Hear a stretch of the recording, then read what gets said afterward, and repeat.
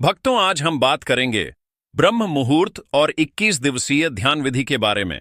यह एक ऐसी ध्यान विधि है जिसका यदि आप मात्र 21 दिनों तक लगातार अभ्यास करते हैं तो आपकी कोई भी मनोवांछित मनोकामना, इच्छा या प्रार्थना पूरी हो जाती है। क्योंकि आपको इस ध्यान विधि का अभ्यास ब्रह्म मुहूर्त में करना है, इसलिए सबसे पहले हम ब्रह्म मुहूर्त के विषय पर विस्तार से चर्चा करेंगे और फिर ध्यान विधि के बारे में बात करेंगे। ब्रह्म मुहूर्त प्रातः काल के उस विशेष 1 घंटा 36 मिनट के समय को कहते हैं जो सुबह 4:24 से लेकर 6 बजे तक रहता है। लेकिन इस विषय में कुछ और भी मान्यताएं हैं। अगर हम प्राचीन ग्रंथों का अध्ययन करें तो उनके अनुसार रात्रि को 4 कालों में विभाजित किया गया है। पहला काल है रुद्रकाल। रुद्रकाल शाम 6 बजे से लेकर रात्रि 9 बजे तक प्रभावी रहता है। उसके बाद दूसरा काल है राक्षस काल। राक्षस काल रात्रि 9 बजे से लेकर 12 बजे तक प्रभावी रहता है। फिर उसके बाद तीसरा काल है गंधर्व काल। गंधर्व काल रात्रि 12 बजे से लेकर भोर के 3 बजे तक प्रभावी रहता है। और फिर आता है चौथा काल, यानी जिसे अंतिम प्रहर भी कहा जाता है, वह है मनोहर काल। मनोहर काल भोर के 3 बजे से लेकर सुबह 6 बजे तक प्रभावी रहता है। ब्रह्म मुहूर्त के समय की जो मान्यताएं हैं वह मनोहर काल यानी कि 3 से 6 बजे के बीच में ही पड़ती है। हालांकि विभिन्न देशों में सूर्योदय के समय में भेद रहता है, अतः कोई एक निश्चित समय ब्रह्म मुहूर्त का हर स्थान के लिए समान नहीं बताया जा सकता। लेकिन यदि आप मनोहर काल के बीच में यानी भोर 3 बजे से लेकर सुबह 6 बजे के बीच में किसी भी समय जल्दी उठते हैं तो यह समय अमृत वेला यानी ब्रह्म मुहूर्त का समय ही माना जाएगा। अगर हम ब्रह्म मुहूर्त का शाब्दिक अर्थ समझने की कोशिश करें तो ब्रह्म का मतलब होता है देव, अर्थात जो ज्ञान के देवता हैं, और मुहूर्त अर्थात समय खंड यानी एक ऐसा समय जिसमें हम ज्ञान को समझने का प्रयत्न करते हैं। ज्ञान को समझने का जो समय है उसको हम ब्रह्म मुहूर्त कहते हैं। ब्रह्म मुहूर्त की बहुत ही महत्वपूर्ण चर्चाएं हमारे शास्त्रों में की गई हैं। ब्रह्म मुहूर्त में जो ब्रह्मांड है और जो देव शक्तियां हैं वे वातावरण में विचरण करती रहती हैं।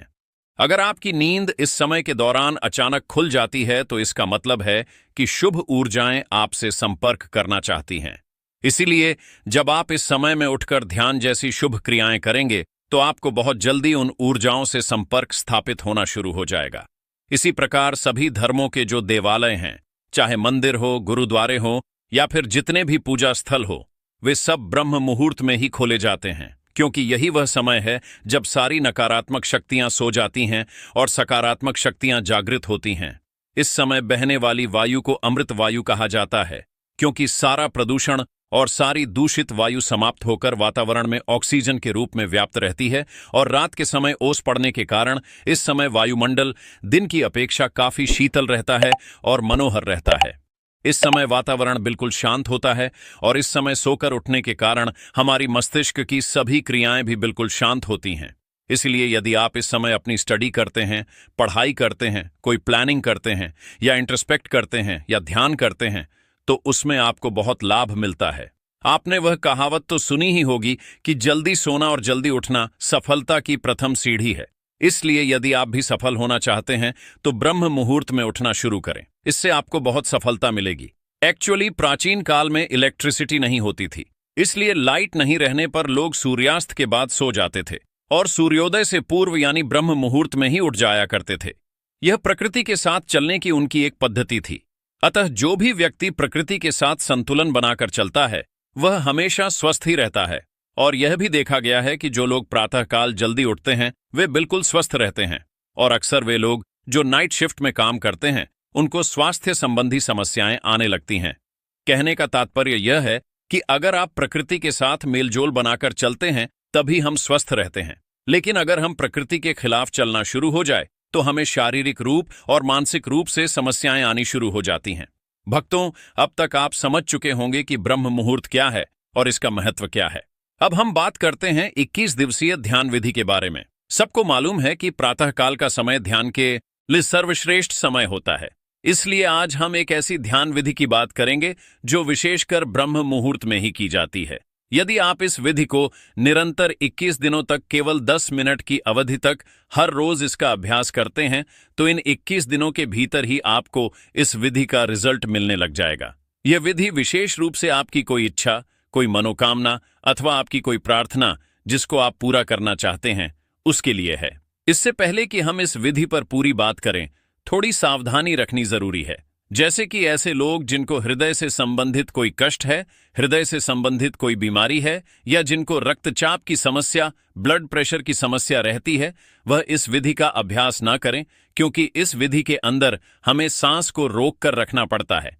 यही कारण है कि हृदय रोगी और रक्तचाप के मरीज इस विधि को बिल्कुल ना करें। अब कैसे इसको करना है, चलिए जानते हैं। यह एक बहुत ही चमत्कारिक विधि है और बहुत जल्दी अपना रिजल्ट देती है। इसका कारण है कि इस विधि में हम अपना ध्यान अपने आज्ञा चक्र पर स्थित रखते हैं, और आज्ञा चक्र हमारा एक ऐसा चक्र है जो हमारे संकल्प का स्थान है, और हमारी विजुअलाइजेशन का स्थान है, और हमारी क्रिएटिविटी का स्थान है।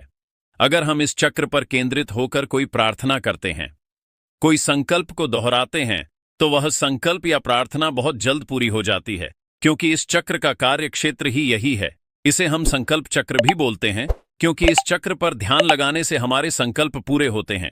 जैसे कि अगर हम कोई आज्ञा करें तो वह आज्ञा पूरी हो जाती है। वैसे ही सबसे पहले आप अपनी कोई एक मनोकामना लें। जैसे कोई भी ऐसी इच्छा है जो आप पूरा करना चाहते हैं, उसको अच्छी तरह डिसाइड कर ले कि मेरी यह इच्छा है, मेरी यह मनोकामना है, यह पूरी होनी चाहिए। क्योंकि आपको 21 दिनों तक केवल उसी इच्छा की पूर्ति के लिए ही इस ध्यान विधि का अभ्यास करना है।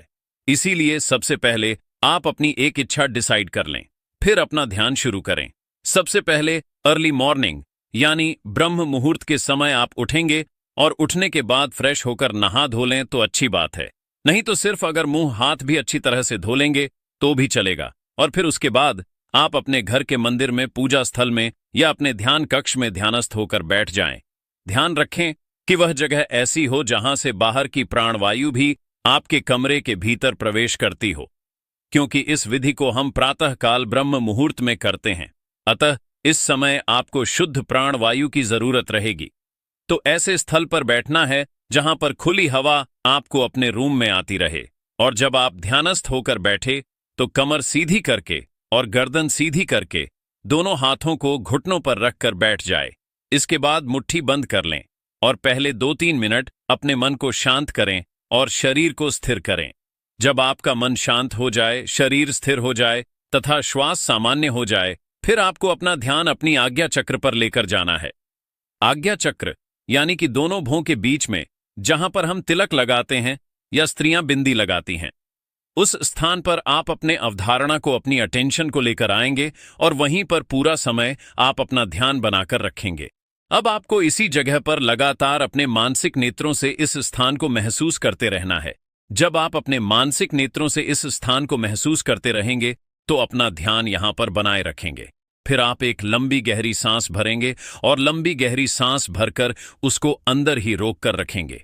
जब आप अपनी सांस को अंदर भरकर रोक लेंगे और उस दौरान आपका ध्यान भी अज्ञात चक्र पर टिका रहेगा, उस समय आप अपने इष्ट देवी देवता या गुरु का चित्र अपने आज्ञा चक्र पर देखेंगे और अपने इष्ट देवी देवता या गुरु का चित्र अपने आज्ञा चक्र पर देखते हुए और सांस को अंदर रोक कर रखते हुए आप प्रार्थना या संकल्प करेंगे या अपनी इच्छा को दोहराएंगे। जो भी आपकी इच्छा है, एक लाइन में उसको दोहराना है कि हे गुरुदेव या हे मेरे परमात्मा, जिनको भी आप मानते हैं उनके आगे आप प्रार्थना करेंगे कि मेरी इच्छा पूरी हो। और तब तक आप उस इच्छा को दोहराते रहेंगे जब तक आपके अंदर उस सांस को अंदर रोक कर रखने की क्षमता है। वह सांस आप 10 सेकंड भी रोक सकते हैं, 20 सेकंड भी रोक सकते हैं या फिर 30 सेकंड भी रोक सकते हैं। जितना हो सके मैक्सिमम टाइम तक बिना कष्ट के आप अपनी सांस को अंदर रोक सकते हैं।